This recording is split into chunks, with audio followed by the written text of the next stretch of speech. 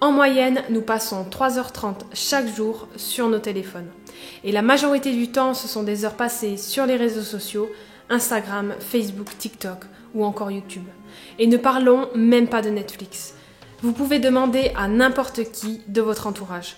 Je suis persuadée que cette personne vous dira qu'elle n'a pas assez de temps, qu'avoir 24 heures n'est pas suffisant pour faire toutes les choses qu'elle a envie de faire en une journée. Pourtant, plus de 3 heures sont passées chaque jour sur nos téléphones. En réalité, ce n'est pas que nous n'avons pas le temps, c'est que nous ne voulons pas prendre le temps. Parce que le temps est là et il existe. C'est simplement que nos priorités ne sont pas alignées avec nos objectifs. Finalement, je me suis demandé quel était le bénéfice à passer ces 3 heures sur les réseaux sociaux. Est-ce qu'on est plus motivé, plus productif, plus efficace au travail ou encore plus épanoui? Je pense que vous vous doutez tous de la réponse. Ce qui nous pousse à y passer autant de temps, c'est la dopamine. Ce neurotransmetteur est libéré à chaque notification, like ou nouvelle vidéo. C'est un processus chimique qui se produit dans notre cerveau. Il est incontrôlable et c'est lui qui nous pousse à regarder une vidéo TikTok, puis une autre et encore une autre, jusqu'à perdre plus de 30 minutes sur l'application. Ma drogue à moi, YouTube. Je vérifie au moins une fois par jour si une nouvelle vidéo d'un de mes créateurs préférés est publiée. Et si je n'y vais pas plusieurs jours de suite, eh bien j'y pense et ça me dérange un petit peu parce que je vois vraiment que j'ai un manque. Pourtant, si vous me demandez si je peux arrêter, je vous dirais que oui, évidemment, c'est juste que je n'en ai pas envie. Vraiment? Allez, arrêtons de nous voiler la face parce que ça, c'est typiquement la réponse d'un addict. Pour ceux qui sont nouveaux par ici, bienvenue et merci de nous avoir rejoints. Je suis Margot et dans cette vidéo, j'ai tenté d'arrêter YouTube et les réseaux sociaux pendant 30 jours. Au final, il peut y avoir plusieurs raisons à vouloir quitter les réseaux sociaux et elles peuvent être différentes selon chacun. Mais je peux vous donner au moins 3 raisons qui, je suis sûre, seront communes à la majorité d'entre nous.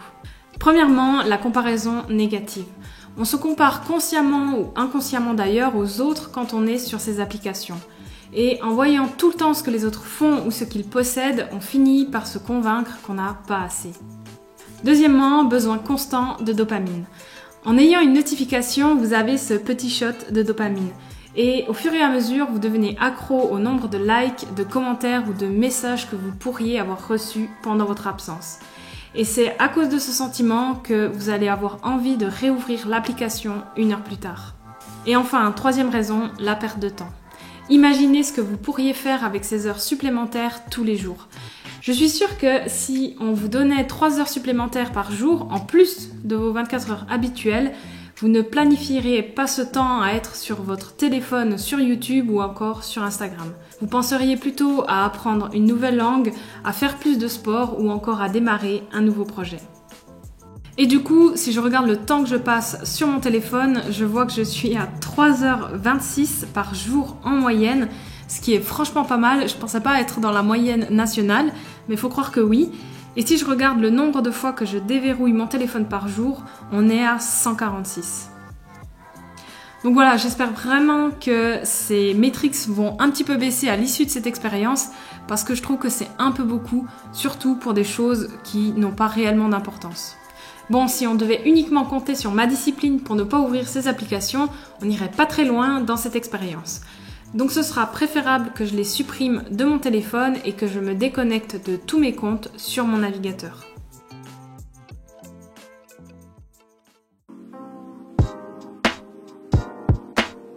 Bon, un petit peu comme un addict, les premiers jours ont été difficiles, je vais pas vous mentir. Enfin, c'était pas tout le temps. Quand j'étais avec des gens, ça allait, j'y pensais pas trop. Mais par contre, quand j'étais seule, c'était une horreur, j'avais tout le temps envie de prendre mon téléphone et de scroller sur Instagram. Et je me suis rendu compte en fait que j'étais incapable d'attendre quelque part sans regarder mon téléphone. Et à part le fait que ça détruit ma productivité et ça alimente ma procrastination, ces addictions m'empêchent en fait de penser. Parce que mon téléphone m'évite de me retrouver seule avec moi-même.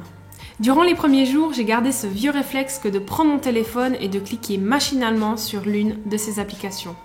Et combien de fois ça m'est arrivé de faire défiler l'écran de mon téléphone à la recherche d'Instagram ou de TikTok et de retrouver mon doigt un peu perdu, ne sachant pas quoi faire. Finalement, durant cette première semaine, j'ai passé autant de temps sur mon téléphone à la recherche d'un remplaçant aux réseaux sociaux.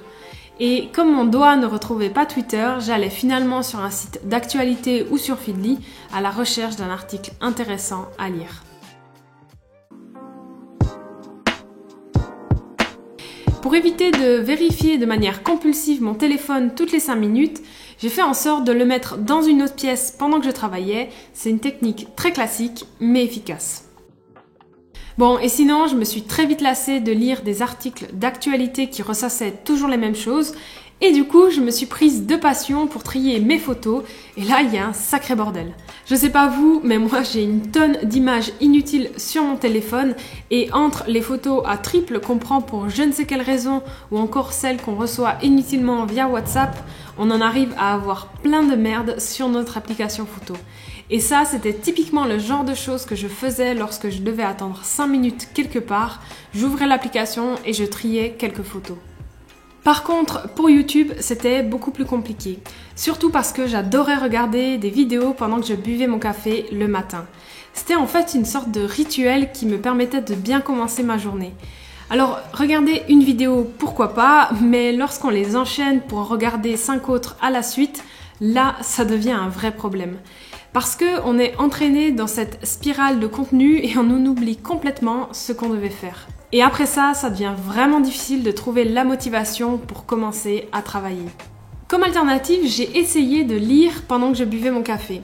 Alors c'était suffisamment distrayant pour me réveiller gentiment, tranquillement, mais pas non plus addictif au point de me laisser absorber par la lecture pendant des heures. Et en général, à la fin de mon café, j'étais enfin prête à travailler. Pendant cette 3e semaine, j'ai arrêté d'être sur mon téléphone lorsque je devais attendre quelques minutes. J'ai appris à regarder autour de moi et honnêtement, les gens sont assez distrayants. Après 3 semaines, le réflexe de vérifier machinalement mon téléphone a disparu. Et désormais, lorsque j'utilise mon téléphone, c'est que j'ai vraiment un but précis. Par contre, pour YouTube, c'est vrai que ça me manque beaucoup. Et je dois avouer que j'ai peut-être craqué une fois ou deux en regardant une vidéo depuis mon ordinateur. Par contre, pour Instagram, Twitter et TikTok, ça ne me manque absolument pas. En fait, c'était surtout lorsque j'attendais un endroit que j'aimais bien prendre mon téléphone et scroller un petit peu simplement pour m'occuper. Mais en tout cas, le contenu en lui-même ne me manque pas vraiment. Et du coup, c'est vraiment la preuve que c'était du contenu pas très qualitatif. Alors, à travers ce défi, oui, j'ai pu réduire le nombre d'heures inutiles passées sur les réseaux sociaux, mais le bénéfice le plus important pour moi, c'est que j'arrive à me concentrer beaucoup plus rapidement. Je suis quelqu'un qui a tendance à beaucoup procrastiner, surtout quand il s'agit de tâches qui n'ont pas de limite de temps. Et avant, c'était quasi systématique, je sortais mon téléphone et je checkais toutes les apps de réseaux sociaux avant de m'y mettre. Et finalement, je me suis demandé, mais pourquoi je faisais ça? Parce que en quoi regarder mon feed Instagram allait me permettre de mieux commencer ma tâche? Alors oui, je sais qu'il existe des techniques pour réduire la procrastination comme découper la tâche en sous-tâches, créer un rituel d'habitude ou alors se fixer des deadlines. Ça c'est très bien en pratique, mais au final quand t'as la flemme, t'as la flemme et point final. Bon, après j'arrivais quand même à livrer mon travail à la fin de la journée, c'est juste que j'aurais pu finir beaucoup plus rapidement et faire autre chose par la suite. Et le problème c'est que, ok, on perd que quelques minutes à chaque fois, mais finalement à la fin de la journée, si on cumule ces minutes, ça donne plusieurs heures. Avant cette expérience, j'étais à 3h26 sur mon téléphone en moyenne et je déverrouillais au moins 146 fois mon téléphone par jour. Et au bout de 4 semaines, je suis passée à 1h51 avec 96 activations. Bon, entre-temps, une amie m'a prévenu que ma chaîne avait fait un petit bond en avant, donc j'ai pas pu m'empêcher de regarder et de répondre à vos nombreux commentaires sur mon ordinateur. En tout cas, je vous remercie pour votre soutien et votre engagement, ça me fait super plaisir. Finalement, pour répondre à la question, est-ce que c'est une addiction ? Oui, clairement. Bien sûr que je peux arrêter quand je veux pour une expérience, mais je savais que ça ne durerait que 30 jours. Avant de commencer cette détox, je savais quel était mon problème ou en tout cas quelle était la conséquence de mon temps passé sur les écrans. J'avais du mal à me mettre au travail parce que je vérifiais compulsivement chacune de mes applications de réseaux sociaux sur mon téléphone.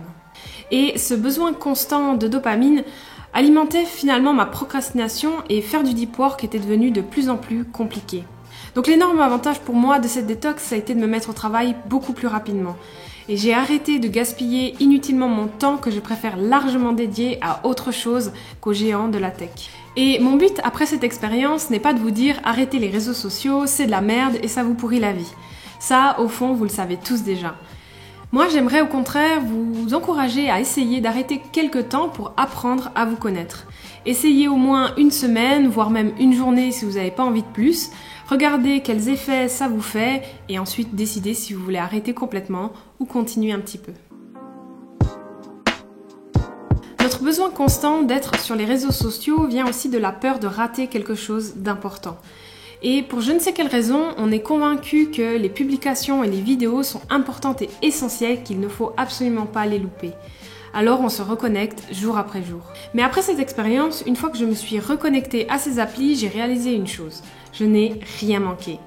Et du coup, j'ai finalement décidé de ne pas réinstaller Instagram, Twitter et TikTok pour le moment.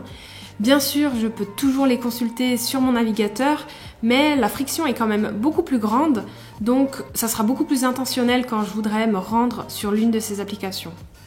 Et en ce qui concerne YouTube, je l'ai réinstallé évidemment parce qu'on est addict ou on ne l'est pas, mais j'ai ajouté une limite, donc je peux uniquement ouvrir l'application entre 16h et 21h lorsque ma journée de travail est terminée. On a tous 24 heures dans une journée. Libre à vous d'utiliser votre temps comme vous le souhaitez. Personnellement, ma vie est bien trop importante pour passer 3 heures sur mon téléphone tous les jours. Gagner 1 heure par jour en réduisant le temps passé sur son téléphone, c'est bien, mais ça reste très limité. Et si je vous disais que pour avoir plus de temps dans vos journées, il vous faut en fait plus d'argent. Dépensez moins grâce au minimalisme et économisez plus en gérant correctement vos finances personnelles. Pour ça, je vous invite à télécharger gratuitement les ressources qui m'ont aidé à démarrer mon parcours vers l'indépendance financière. C'est complètement gratuit et vous trouverez le lien en description. En tout cas, merci à tous d'avoir regardé cette vidéo jusqu'au bout. Merci à ceux qui nous ont rejoints dernièrement et je vous dis à bientôt pour la prochaine vidéo.